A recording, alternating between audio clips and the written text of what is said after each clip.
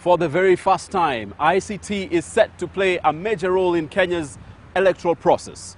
Join me as we discuss this more in depth with Commissioner Mohamed Alawi of the IEBC. Inaleta mabadiliko na mbinu mpya za uchaguzi yenye wadhifa wa mipaka. Chagua Kenya unayoitaka, usirudie yale makosa. Welcome. Thank you. Commissioner Mohamed Alawi. Habari yako? Mzuri. You feeling good today? I'm good and fine. Yes, it's good to have you on the show. Let's begin by addressing some questions that arose out of last week's show. And the first one was somebody asked, what will voter education entail? If you could just give us a quick summary.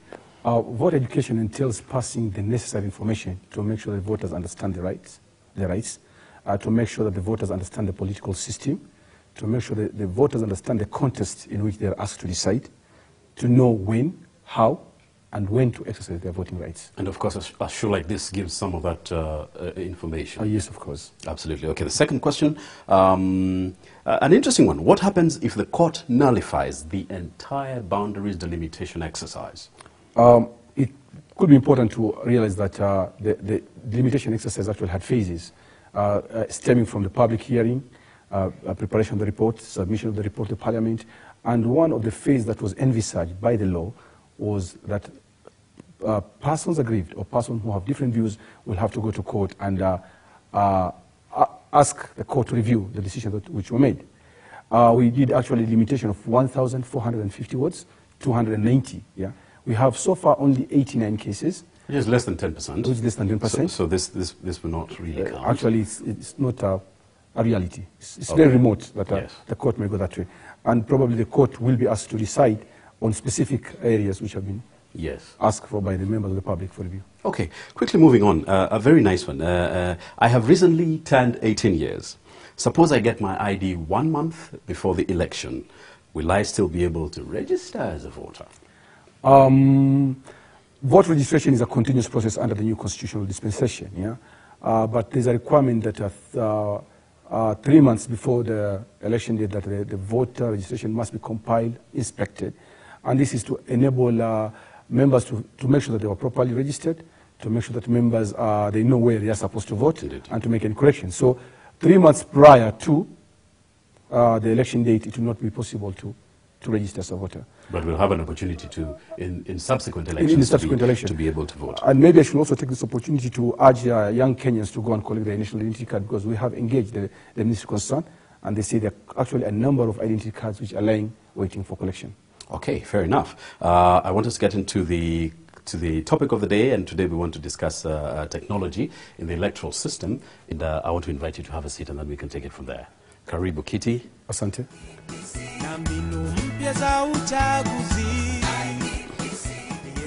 Welcome, Commissioner Alawi. Thank you once again. As we talk about the use of technology in the electoral process, you're using ICT in the registration of political parties, but we have already heard some parties complaining that some of their members are appearing in other parties' registers. How do you reconcile, those two pieces of information? We have to appreciate the fact that for the first time, parties in this country are being asked to go to the ground and ask members of the public to register as party members. And the law is very clear that one cannot be a member of more than one party. In their recruitment, whereas the same people are being recruited again and again, and our systems actually document them as recruited by the parties which had earlier submitted their names in the register, then actually this one goes very far to show that we have a very effective system of record keeping, so that no one Kenyan can either be registered as a member of two parties or be registered twice as a voter. But we had one particular party said their members have been registered and there's double registration. Is that so? What do you do with that? Kenyans can decide to join as many parties as they want on the ground, but when it comes to proper recording and system, they have to be registered under one party. So actually, it's for those parties to sort themselves out, to make sure that they have genuine Yes. members. Yeah. Yes. Okay, let's take some questions from the members of the public, evidently very interested in this process, and then we can answer those questions in a bit, if you will. I want to know, will the IEBC use electronic voting in the coming general elections? My question is this electronic voting system safe or it can be manipulated? Well, there you have it. You had that first question. Will IEBC conduct electronic voting? Voting is actually a geographical dispersed activities which need to be conducted within a shorter time frame, with very tight time frames. ICT is one of the technology that has been adopted to make sure that we have an efficient system of election. It is important to know that there are actually a number of activities where we are going to employ ICT. There is what we call BVR, that is biometric vote registration. That is one phase. The second phase could be electronic voting. The third phase could be transmission of results by way of electronic. IEBC has made a conscious decision to adopt registration of voting. The actual voting will be manual, the counting will be manual, but subsequent transmission of the results will be done electronically. Okay, so the registration is electronic. It's electronic, yes. The vote counting is manual. Is manual. And the transmission Is electronic. So that we don't confuse that there will be electronic voting. Yeah. Actually, maybe it will be good to say that electronic voting, where it's practiced, people just go and push a button. Yeah, we are not going to have that kind of system. Kenyans will go registered electronically using their biometrics. They have 10 fingers. When they get into the polling station, there will be what we call a polling book. Yeah, and this is a computer tab which will identify that this is the person who actually voted, who actually registered, and then he will be issued with a vote. This aspect is manual, where he'll be issued with a vote. He will mark it, insert it into the relevant box. It will be counted. After counted, the results now will be transmitted now to the tallying centers, both at the county level and at the national level electronically. Okay, we'll come back and talk about transmission a bit later. Yes. But let's answer this other one who asked, and it's a very legitimate question. Are Kenyans guaranteed of the technology's safety? These technologies are used as one of the means to bridge the gap, yeah, in terms of delivery. But they are not actually standing on their own. There will be actually a process of documentation. When votes are counted, yeah, there will be a process of documentation and verification. When results are transmitted, there will be a process of verification and signature to make sure that the results are coming from the genuine point and they are actually in a very secure system. Yeah? The chances of hacking are very, very, very remote. Yeah? Because the process is not a standalone process. It's actually a process that is supported by other activities and other verification. And we also have a team of observers. We'll have a team of international observers, local observers, yeah, and political observers from political parties and even agents of parties and independents. So actually this is just one of the means, but it's actually supported by others to ring-fence it. Let's to make sure that it's more secure. Yeah. Let's go to the diaspora. Are they voting in any different way than those of us who are going to be voting from Kenya? Actually, the voting system will be uniform across. Yeah, people will have to go to the polling stations, be identified, cast their vote, and then their votes will be now transmitted. The same way being transmitted from Washington, it will be transmitted from Turkana to the tallying centers. So actually, the system will be uniform. Yes.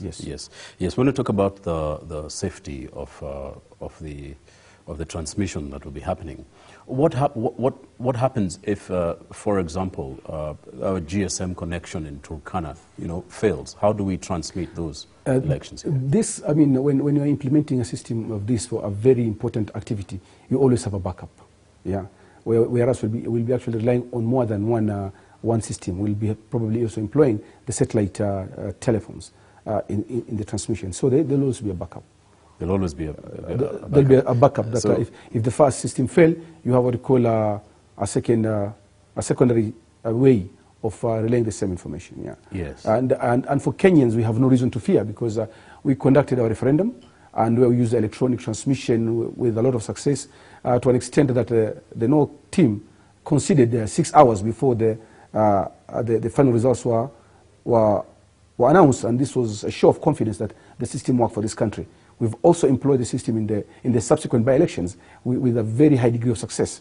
So it's a system that we have actually tested, farmed, and now we want to roll it out for the whole country. Yeah. Well, you talked about 2010 referendum. What are some of the successes that you had in that referendum, and have you made any improvements in that process? In fact, there are two things that actually emerged in that referendum. Number one, we tested the BVR, that is the biometric vote registration. And now we actually found how useful it was, that it actually eliminated the issues of ghost voters, dead voters, people coming from the cemetery to vote and then go back. So we actually learned a very big lesson from the referendum, and that's a carryover from the previous commission. It's a carryover which now we are rolling it for the entire country. Likewise, the vote transmission was tested to a very great success and admiration of Kenyans and people who are outside Kenyans, and we are now putting it in place. So actually the biggest lesson we learned was that the use of technology to ensure and enhance the integrity of the voting process. When you talk about integrity, some of the things that we have seen happening is that you relay the results as they come in from the polling stations. Are those results that you relay final, or are those provisional results? The results which are being relayed are streamed live. As soon as they're counted, they're being streamed live to the tallying center. That one actually bridges the gap. It removes the time for people to manipulate, and it actually ensures the integrity of those results.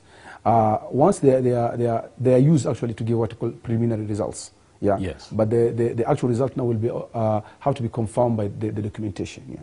But suffice to say that when Kenyans or people who have voted, they have a system that relays information in a very transparent manner, you actually get to the acceptance of the voters, which is very critical in any voting process. Well, let's take a break, and we'll be back shortly to discuss this and more issues on Countdown with the IEBC. Kenya unayoitaka usirudie yale makosa.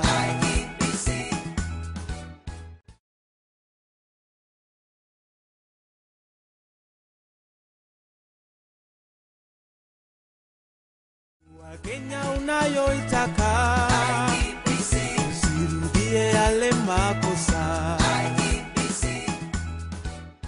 Welcome back to Countdown with the IEBC. Today we host Commissioner Mohamed Alawi. Commissioner, let's take it on from here. Let's take quickly two questions on this process of ICT in the electoral process, and then we can address those. Will this new voting technology help in faster transmission of results after the voting? Swali langu ningependa kuuliza ya kwamba hii teknolojia mpya ya uchaguzi nchi gani ambayo imetumiwa na ikafaulu? Okay, indeed. You had those. I think you had addressed this, but if we can just go a bit deeper into it. Will the technology help with faster transmission? As I had earlier said that electioneering is actually a geographically dispersed activity. We have Kenya is about 540,000 square kilometers with very remote areas where you can only reach them by earth roads. Some can only be reached by donkeys and by foot. So definitely electronic transmission will make it possible for the result transmission to be done faster than will have otherwise been done if we are to rely on a local mode of transmission. For Kenyans, they use M-Pesa with ease. They can transfer money from one end to the other. So actually, the electronic transmission of results will actually work as that fast. In previous elections, I think almost 24 hours later, we know who the president is. We've got 6 offices we are now putting our vote for. What do you reckon will be the time frame by which we get to know who goes where? The law says that we must be able to give the results within 7 days after the election. Within 7 days? 7 days. Mm-hmm. Well, we actually, on our part, we are actually targeting 3 days. We should be able to tally and announce the result of the presidential election in the first 3 days. In the first 3 days. First 3 days, yes. Well, there's been... After the election. Yes. After the election. After the election. And there's been talk of a possibility of a runoff. How does that sit in as far as your technology is concerned? Actually, what is runoff? Runoff is whereby after the first election, it turns out that none of the candidate had a simple majority. Has failed to garner the 51% and the 25% in the 24 counties. Then we are within 30 days after the first election, we'll be able now to do a second election as between those two people, the winner and the first runners-up. And it will be purely presidential? Purely presidential, yes. And so perhaps we would expect to have those results the next morning? Even much faster. Even much faster. Yes, okay. Has the technology being implemented elsewhere, or are you the guinea pig? Actually, ICT has perforated in the human life in all forms, coming from the way we communicate, the way we do things world over. And as regards the electioneering, we had a seminar that was last month in Mombasa, where we had about 70 countries coming from Europe, Africa, Asia, where actually technology has been implemented with great success. So actually, we are not the guinea pigs, neither can we be said to be lagging behind. We are in the pack. And for us, I think we are actually on the right track, where we've decided that we are just going to have voter registration, voter identification, and and results transmission. I think we are on the right track. On the right track. Can you just briefly talk about best practice? What has worked where? If you look, one of the best we saw actually was coming from Cape Verde. The beauty of their system is that actually the whole country is actually, they've got an e-government. So they've got the civil registry connected with the voter registry, which is not the case in this country. And it became very easy for them to do the voting and the counting, and actually they went the whole log. So even the voting was electronic? Even the voting was electronic, yes. But it's a very small country. Yes. With small countries, they say it's easier to turn a small canoe around than to turn a bigger ship. So we are actually turning our ship around. And Kenya, the challenge that we have, they don't have. We have a big area that is not even covered by the GSM. They don't have those kind of. It's almost like a two-town country. But then you can actually see it. Those who can call them guinea pigs in the real sense, where they have the ICT infrastructure well developed, in the country, high literacy rate and all that. But we're bullish that we are going that way, and with the support of Kenyans, we are going to deliver an election that will be ICT facilitated to a large extent. And we look forward to that. Can I register as a voter online? Voter registration requires taking biometrics. Well, that means that you have to go to a registration center and have your fingerprints, your 10 fingerprints taken, and your picture taken. So that one you cannot do it online, because you may not be having the palm reader with your computer in your house. Yes. So you actually have to present yourself at the registration center. Okay. In past elections, we were able to access the voter register to know if, as an individual, whether I am there. How is it going to be done this time? How do I access? And I'm saying this, of course, in relation to technology. What's going to happen is that the law requires us to compile and exhibit the vote register 3 months before the election date. That one is an undertaking that we have to do. And it also helps people to see whether they were properly registered or not. What will happen, we are going to have voters going back to the polling stations, The register will be taken back to all the polling stations so that voters can go back there and see whether they are properly registered, they are in the right names and in the right polling station. So it's going to be a nationwide exercise for people to actually go and confirm. At the same time, we'll be able to put the register in our website. Correct me if I'm wrong, but I think the last time during the referendum, we were able to send a text to a certain number and confirm if we're on that register. That is feasible, and any good thing that we've learned, we're going to carry over. So actually, in addition to what we're going to do, using the mobile phone, using the polling station, the registration station, using our website. So you'll have a multitude a way of actually accessing the information. Talking about ICT, technology changes very fast. And 1 year it's here, and the next year you're actually lagging behind. And we are also aware that you're spending enormous resources to go the technology way. How do you justify those resources in an industry that is very fluid, that in the next 2 years we might be seeing something different?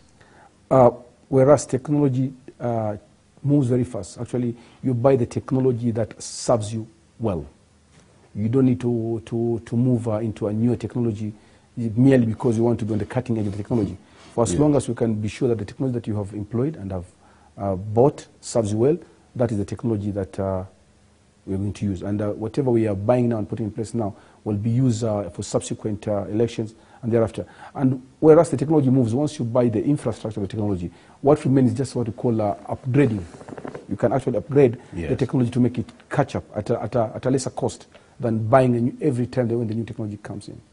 Yeah, for any organization that have bought a system, they have to do maybe system upgrade after 3 or 4 years or 5 years. And in the purchase of the technology, those are some of the things that you actually negotiate and make sure that you have system upgrade as part of the price that you're paying for. Yeah. What are some of your fears as a commission as regards this whole embracing of technology? Everything has a challenge. Everything has a challenge. But to say you have no fear at all is actually not being smart. Yeah. But what we're looking forward is to have Kenyan accept the use of the technology. Is actually the acceptance that is the most important thing, and we need to inform and engage Kenyans more to understand how the technology works and how it can serve them well. Yeah. So what we need is actually to educate the masses on how it can work, how it's working, and how it can serve them. Yeah. Well, this is cutting edge, and as we bring this to a close, I noted the other day that you had advertised very many positions in the newspaper on IT, looking for IT professionals to come and join the commission. Are you well prepared? Do you have the capacity to execute this in terms of intellectual capacity? Kenyans has moved through phases of generations, from the old generation, the independent generation. We are now actually in Y generation, people who are electronic savvy, people who are using the gadgets and all that. We have enough manpower in this country. Yeah, young people who are used to this technology. So we do not foresee any hitches in terms of manpower. Yeah, and we have support from the government and the Kenyans that we should deliver an election that can make Kenyans proud and make this country move forward. So we do believe that, yes, we are going to do it. Commissioner Mohamed Alawi on technology in the electoral process. As always, we are glad that you are joining us and watching this show, and we look forward to having your feedback on our Facebook and Twitter and our email, which is IEBC, info@iebc.or.ke. Kindly remember to indicate on your feedback where you are coming from and your name so that we can be able to address you specifically and the issue that you bring on board. Commissioner, thank you very much for coming onto the show and enlightening us, and we hope we can have you again. Asante, Efi. Yes. And I've been your host, Efi Hunja. We'll see you next time. Za uchaguzi yenye wadhifa wa mipaka, chagua Kenya unayoitaka, usirudie yale makosa.